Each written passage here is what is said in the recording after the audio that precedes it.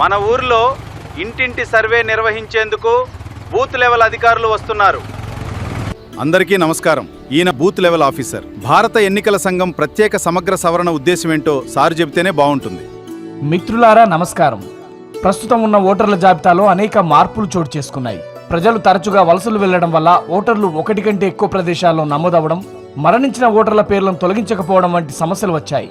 అందువల్ల ఏ అర్హుడైన పౌరుడు కూడా ఓటర్ల జాబితా నుంచి తప్పిపోకూడదని, అట్లాగే ఏ అనర్హుడు కూడా ఇందులో చేర్చబడకూడదనే ముఖ్య లక్ష్యంతో ఎన్నికల సంఘం ఈ ప్రత్యేక సమగ్ర సవరణ ప్రకటించింది. ఉన్న ఓటర్లని, అర్హులైన ఓటర్లని తొలగించడం అస్సలు జరగదు. ఈ ఊరి నుంచి వేరే ఊరికి వెళ్ళినా, మరణించిన వాళ్ళ పేర్లు మాత్రం ఈ ఊరి ఓటర్ల జాబితాలో నుంచి తొలగించే ప్రతిపాదన చేస్తాం. కాలం చేసినోళ్ళ ఓట్లు తీసుడంటే మరి ఉన్నోళ్ళు సుతమల్ల వివరాలు చెప్పాలనా?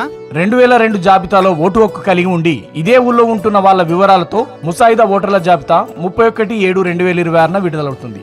నాకు ఆధార్ కార్డు లేదు సారు, లేకపోతే ఓటు తీసేస్తారా?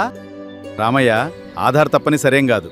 ఇంకా ఇతర రుజువులంటే అవేందో బిఎల్ఓ సార్ చెప్తారు. ఎలక్షన్ కమిషన్ నిర్ధారించిన అవసరమైన పత్రాలు రుజువులుగా జత చేయాలి. ఇంకా సందేహాలుంటే బిఎల్ఓ గారిని అడిగి వివరాలు తెలుసుకుందాం. బాధ్యతాయుతమైన పౌరులమని ఆత్మసాక్షిగా నిరూపించుకుందాం. ఆదర్శ గ్రామంగా పేరు తెచ్చుకుందాం.